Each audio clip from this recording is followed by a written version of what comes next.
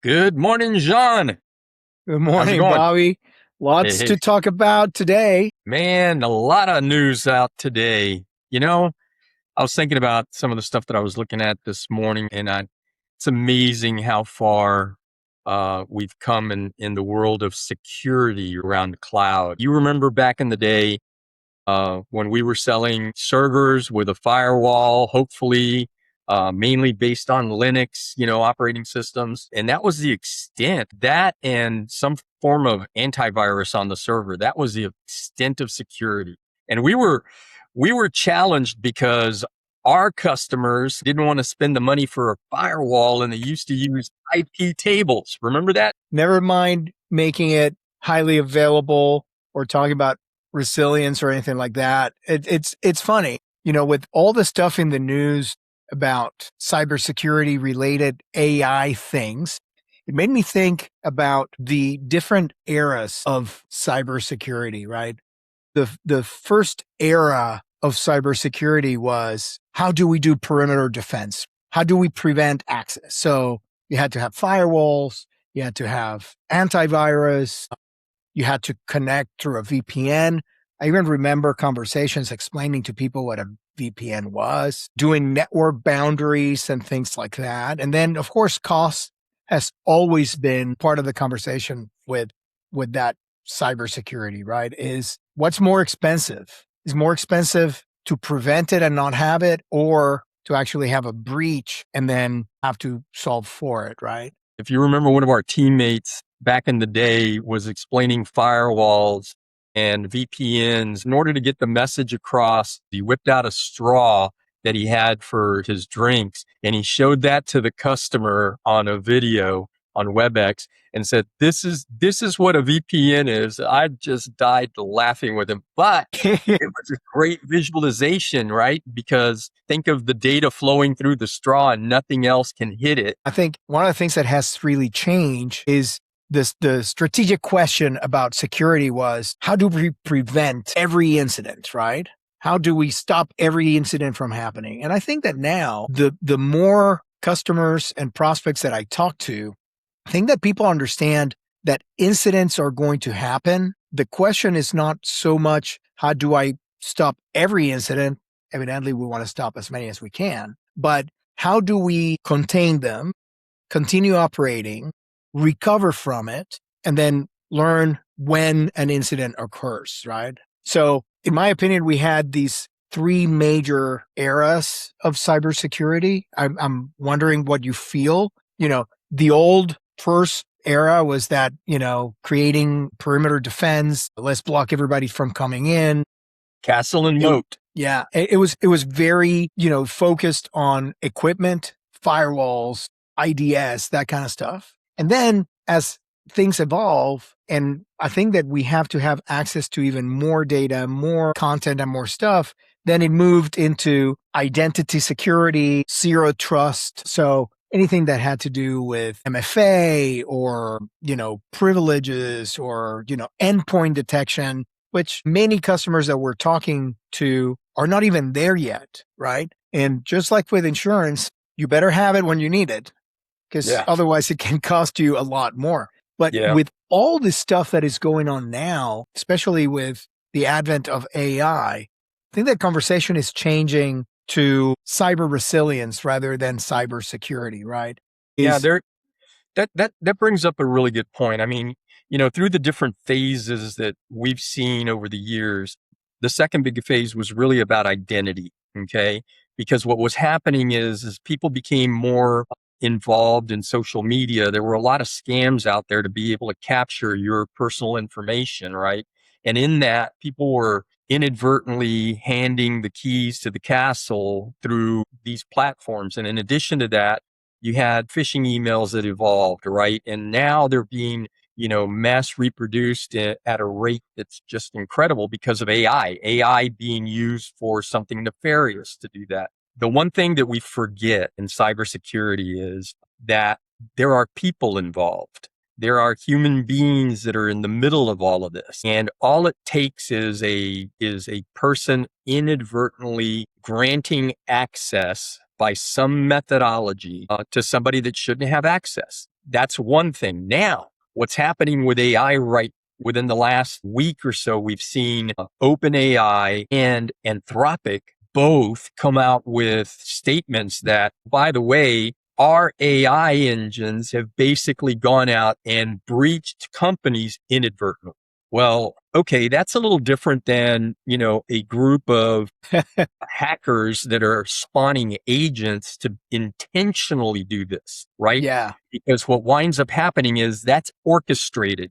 What they're talking about is something completely different, and it's actually kind of a little terrifying. Is Yeah. that AI on its own went out and did this? Yes. And the interesting thing about those two incidences that I find is that these were models that were contained within a lab testing environment. But the thing that was interesting is both of them wound up being able to perpetrate their attacks, if you will, or their breaches on other unsuspecting companies because they had access to the internet. And no longer was it a human being giving up the information for them to be able to exploit an attack. What wound up happening is just the mere fact that it had internet access within a test environment. And in the case of Anthropic, it was an exercise that they were going through called Take the Flag. It's actually going in and trying to break into a company and leaving as little of a footprint as possible, which was amazing. Kind of terrifying. Now, going back to my thought about human beings being involved, there was a human being that was involved that missed that internet access being turned off for these models, right? That they could have run these tests and simulations in a controlled, non-accessible environment. But somehow or another, the AI machine wound up going in and figuring out how to access the internet because it was accessible to it. Yeah, I think it may be a good idea to define what actually happened with the OpenAI model and then the Anthropic model, because for most people that really read this at the high level, they will think it's kind of the same thing. And it's not. They're two separate incidents and they're related, but they're technically different. So the OpenAI incident happened. They were doing an internal cybersecurity evaluation. It was supposed to be an experiment, and it was an agent. And I think that this is what's very important here. We're talking about agentic AI, not generative AI. And it was an agent that escaped the sandbox. So you locked this AI agent in a locked room that was supposed to be completely sealed. And then you gave that agent a target, and it was get out of this box and do something, turn on a light downstairs or something like that. And what the agent did was it found a vulnerability. It found a path to that connection to the internet, and it compromised somebody's infrastructure. I mean, it blows your mind that something like that will happen. But it's important to say that it was not simply that it was a prompt injection, right? It was that the AI had autonomy in this multi-step attack chain. So the agent continued to evolve and change and tried multiple things to try to break out. And of course, it was successful, right? So unbelievable. On the Anthropic case, it was a little different. They actually didn't know that it had happened until OpenAI posted about their event. It originally happened back in April. Exactly. And apparently there were well over 100,000 evaluation runs, and it happened 3 times. So all things considered, a fairly low percentage, all things considered, but it was that creation of your target is to capture the flag. And this agentic AI, essentially, it was primarily contained, but what it did was it found all the operational failures rather than creating that escape from the sandbox. Now, here are the things that both scare me, but not a lot, right? I think that number one is it is clear that AI is not becoming sentient, or at least not yet, right? It's not like AI decided, oh, now I understand that I exist and I'm going to take over the world. The AI is just a system that is extremely effective in optimizing itself. We're not worried about they're taking over the world. It's more of if you give them a challenge to solve, it's going to, of course, try to find out the best way to do it. And it's going to, because it's a lot faster than humans, is going to try anything and everything until it gets there. So Yeah. I think that we can still not think that the era of sentient beings is here, or at least not yet. That's where governance of these tools really needs to be a little bit stricter. I equate this to a very rambunctious dog. Okay. If you leave the dog alone, typically they get into mischief. And what you do is you decide that you're going to run to the corner store. And man, it's a pain to get him into the crate and all that kind of stuff. So what you're going to do, I'm only going to be gone for a little bit. How much trouble can they really get into? And you go to the corner store and you act all surprised when you come back in and your couch is destroyed and the carpet's messed up and the trash can's been turned over. Well, what did you expect? Leave them alone and they will find a way to create mischief. And I think that's exactly what's going on here. If you don't have the proper guardrails around them, in this case, limit the access to the internet.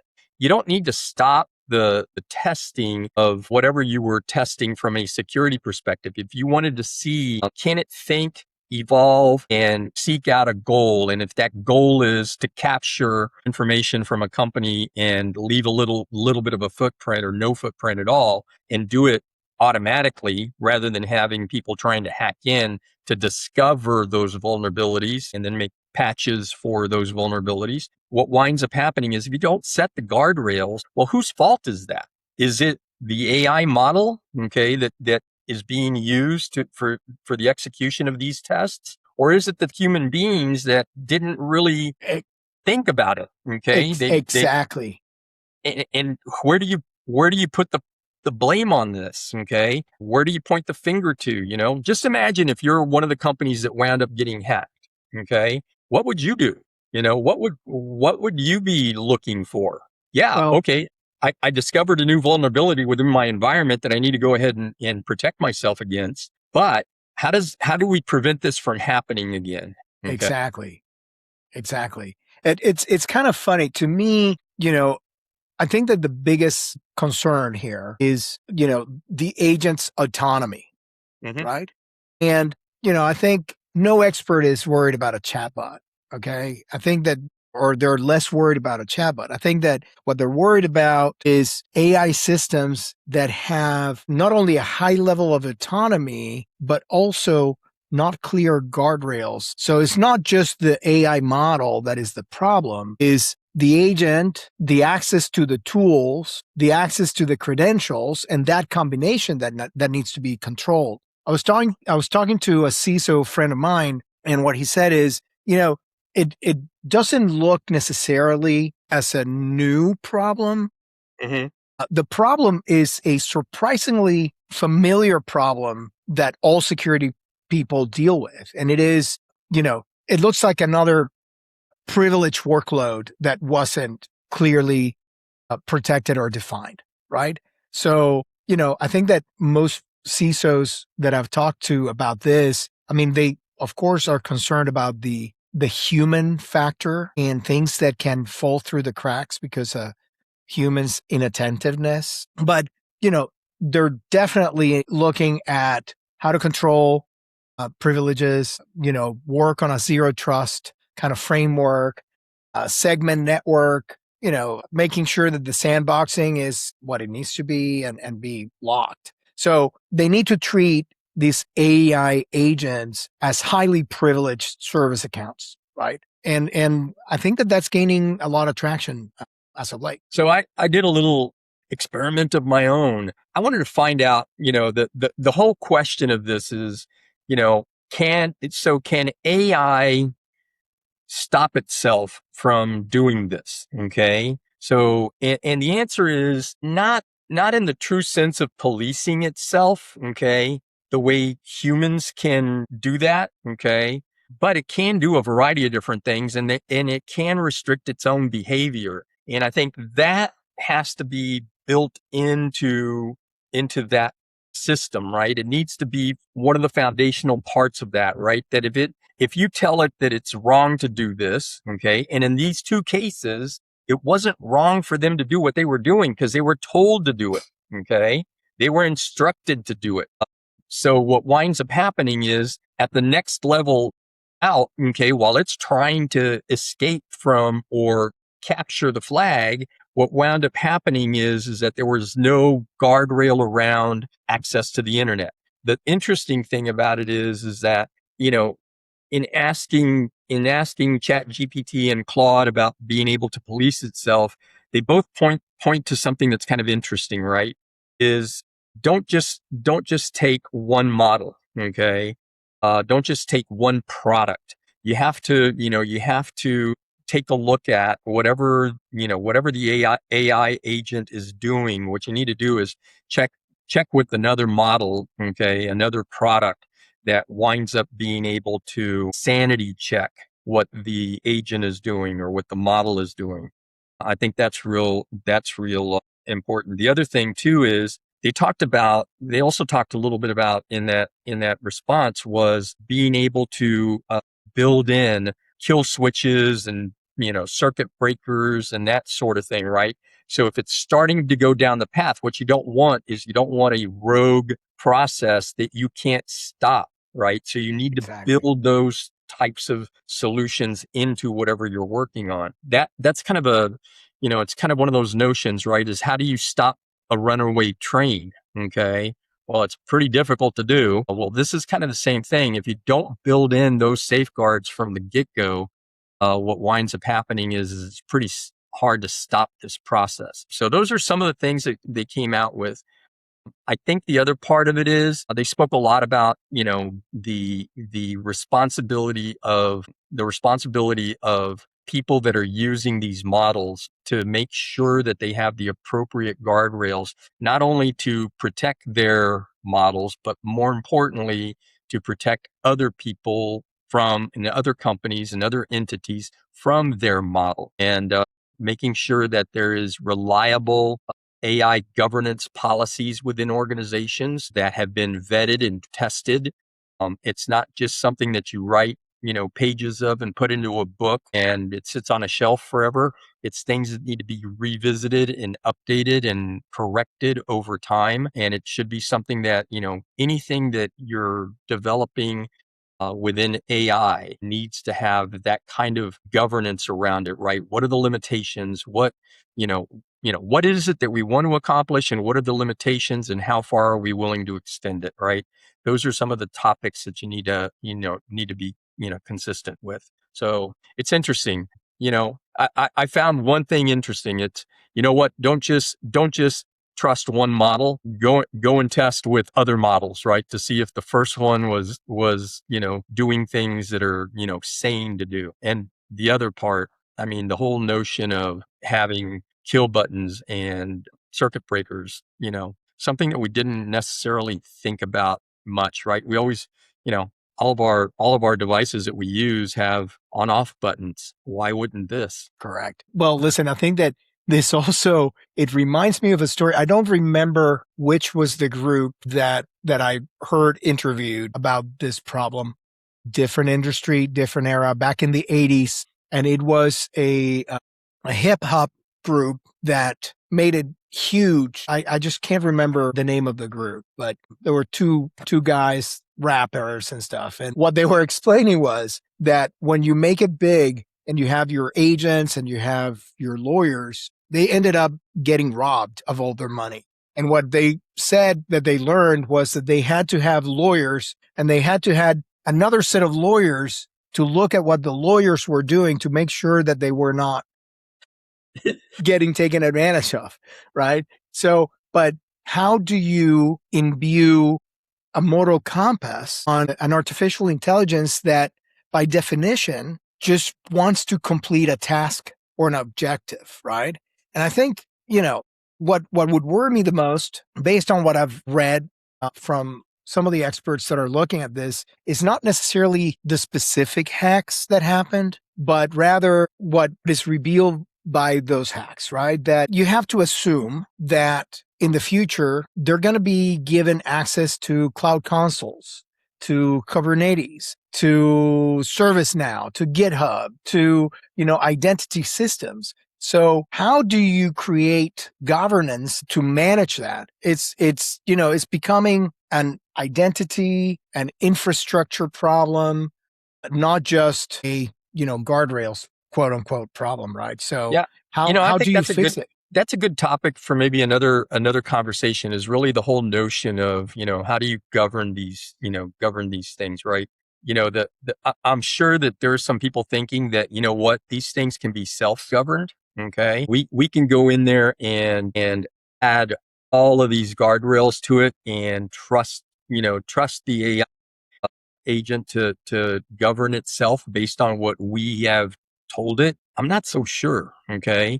I think there still needs to be, human direction and human thought behind, controlling how this is deployed in the future, right? So that, it's not necessarily intended, to go rogue on you.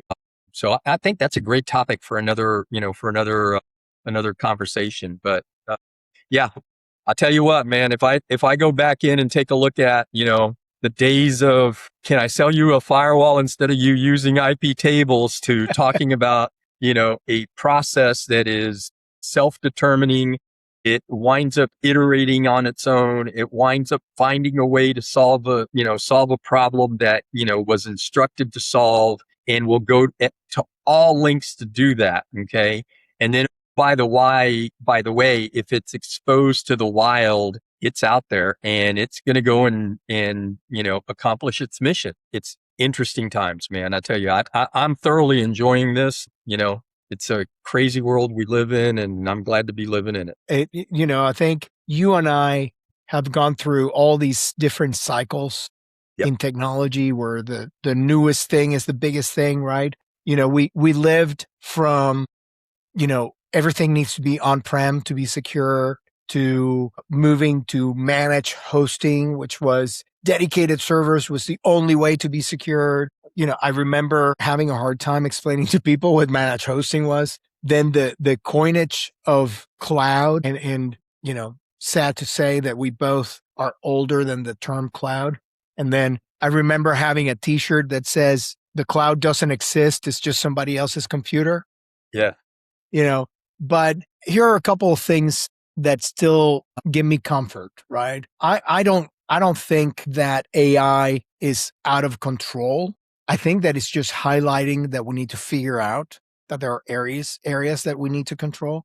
I read somewhere, I don't know who coined this term of agentic security, right? Mm-hmm. Meaning that now that we have agentic AI and these agents are autonomous, that we need to consider that autonomy when trying to achieve security. It's no longer perimeter security exclusively, is everything, right? So, I think that we need to start thinking about governance, thinking about, what permissions an agent does, how do you involve a human decision maker somewhere in the middle without slowing the progress? Because that's part of the big thing.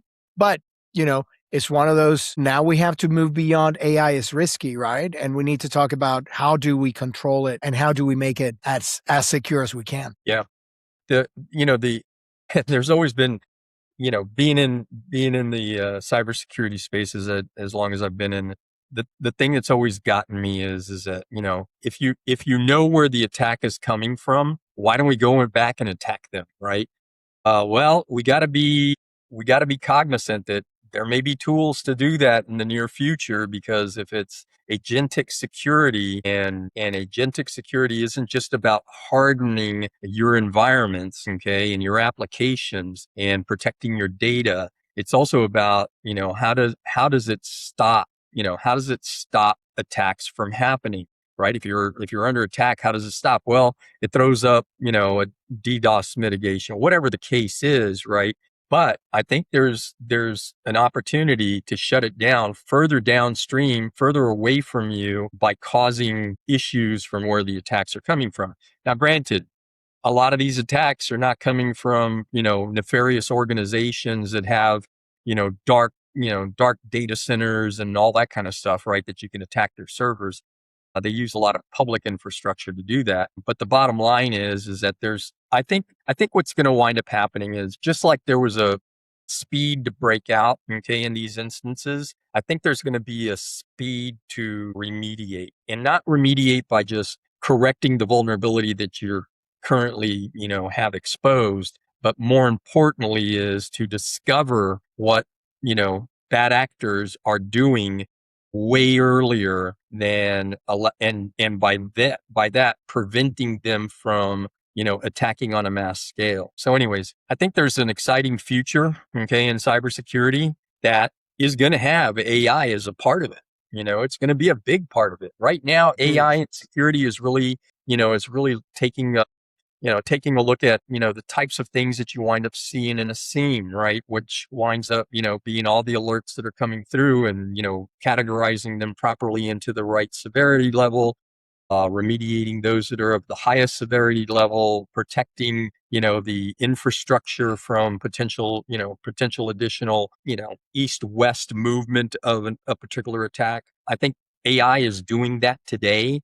But I think the next evolution of AI in the cybersecurity space is really pushing it even further closer to the actual bad actors, and preventing it there before it even gets to you.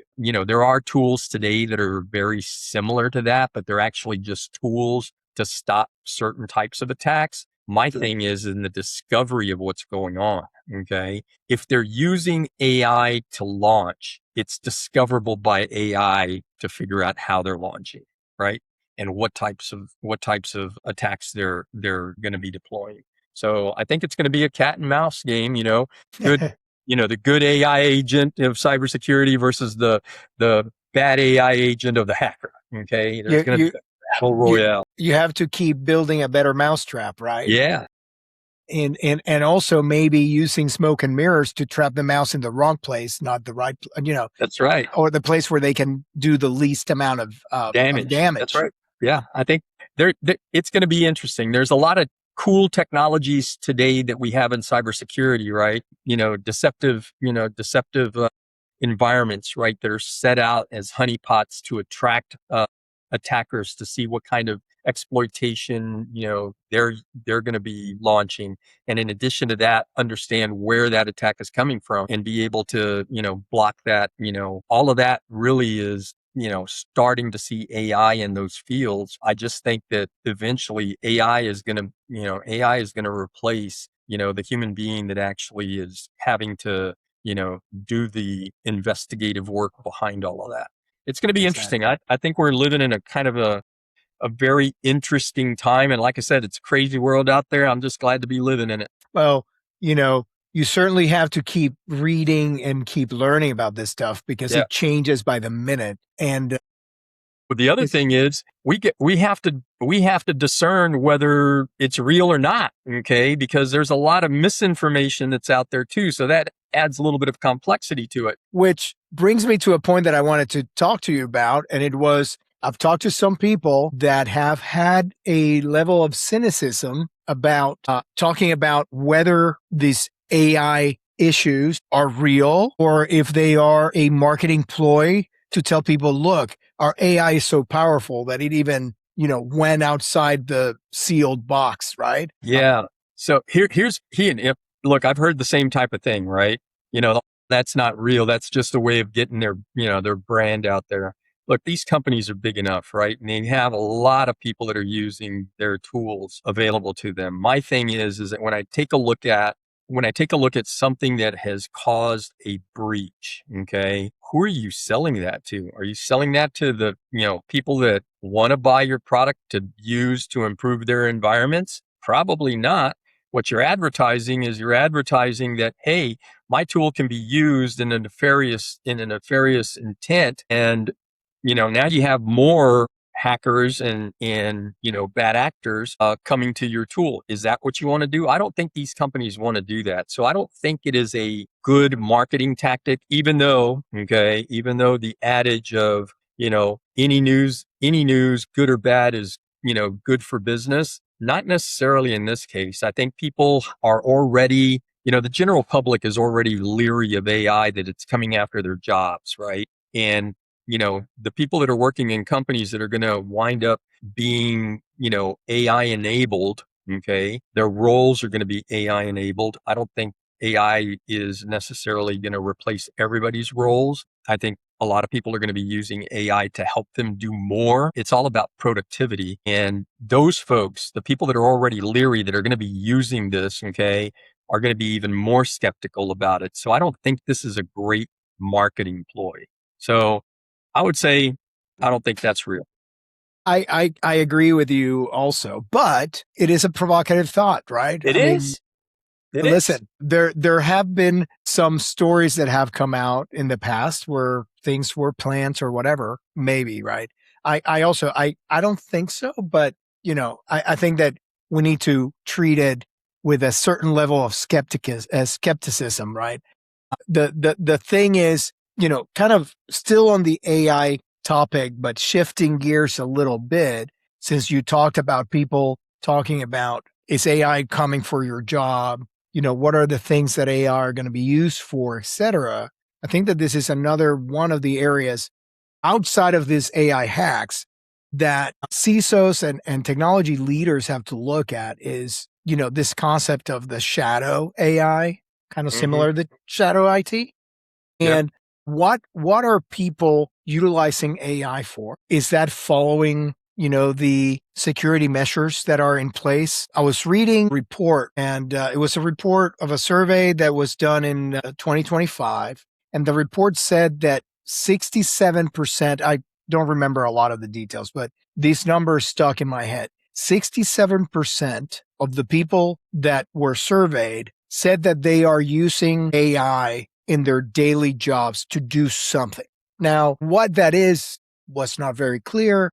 I think about what I use it for. I think about what I use it for in the sense of, you and I are both sales professionals. We need to understand what's going on in the market, but we're also leveraging AI to go find new customers, figure out, background on companies that we are dealing with and things like that. And that brings up the question that I think most IT professionals need to start thinking about. And it is, are we exposing private data, sensitive data that should not be utilized in these open models? And are we creating extra vulnerabilities here? How do we manage to that?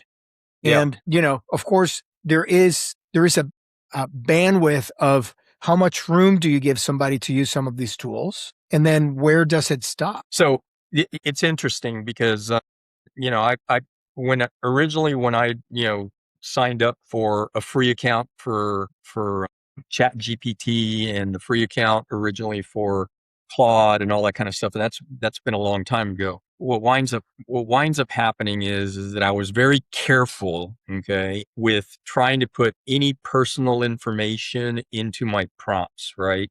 Or asking it to do something that could potentially expose my personal information in a public model. And what I think companies, and everything nowadays has AI, right? It doesn't matter whether it's real or not real, okay, but everybody's branding everything AI.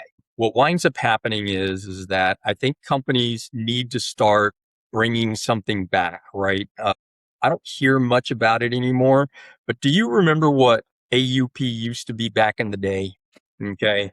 Yes, Acceptable use policy. practices, right? And the policies. And what that was to limit the types of customers that we would wind up signing up onto our platforms, right? Whether that was a server that we were doing, and eventually when it became a multi-tenant cloud environment, those types of things.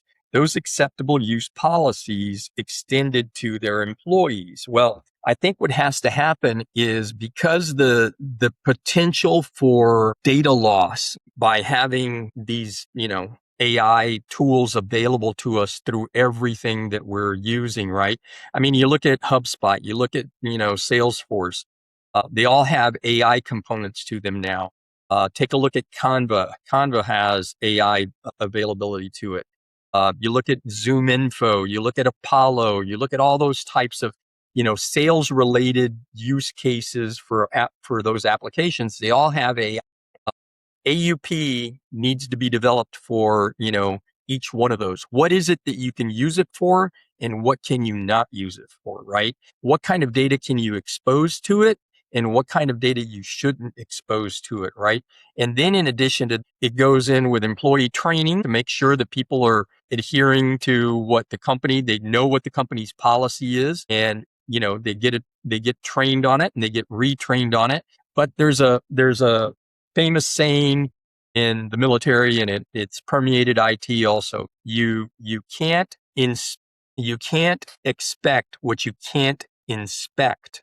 So you can't expect people to follow the rules. You can't expect AI to follow the rules unless you can inspect its use. And that's where AUP comes into it. And I think every company that's even contemplating landing a AI enabled application should do that.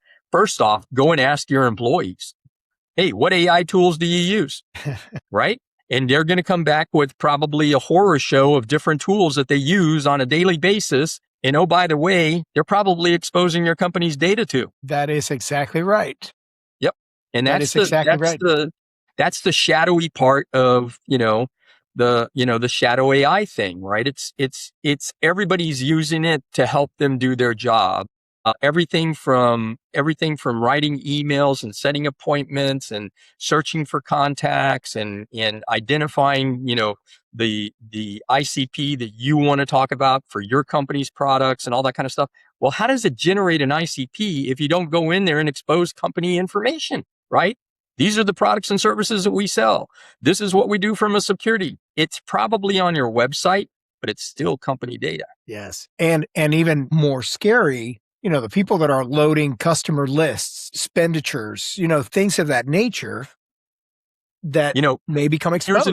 Here's an interesting example. And I just had this conversation with somebody last week. They were tasked with taking a look at all of their vendors, and they basically have way too many vendors, and it is just a mess to navigate. They order some things from this, and this is not an IT company.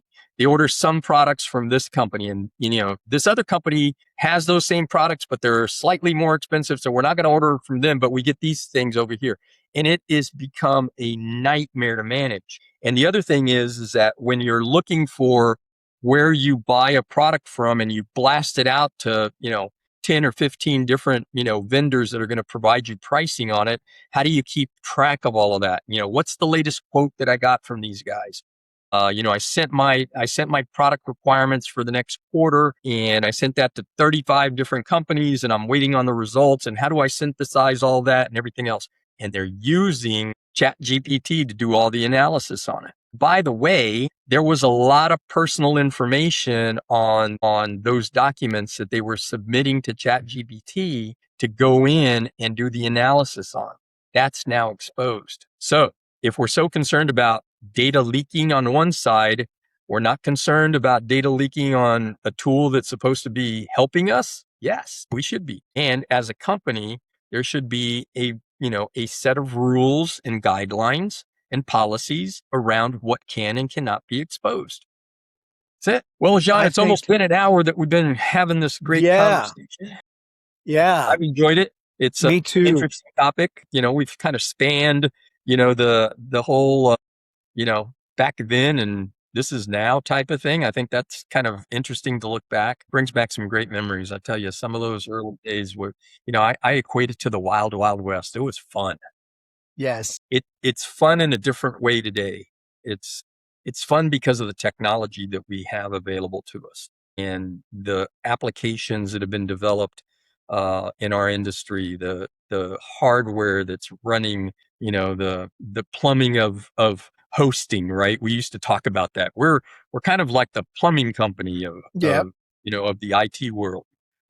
Everything runs, through us type of thing, which is, it was an interesting way of looking at it. Today, it's a little bit different, but we're living in really, really interesting times, bringing up a bunch of different things that people probably haven't given much thought to, but need to start paying attention to.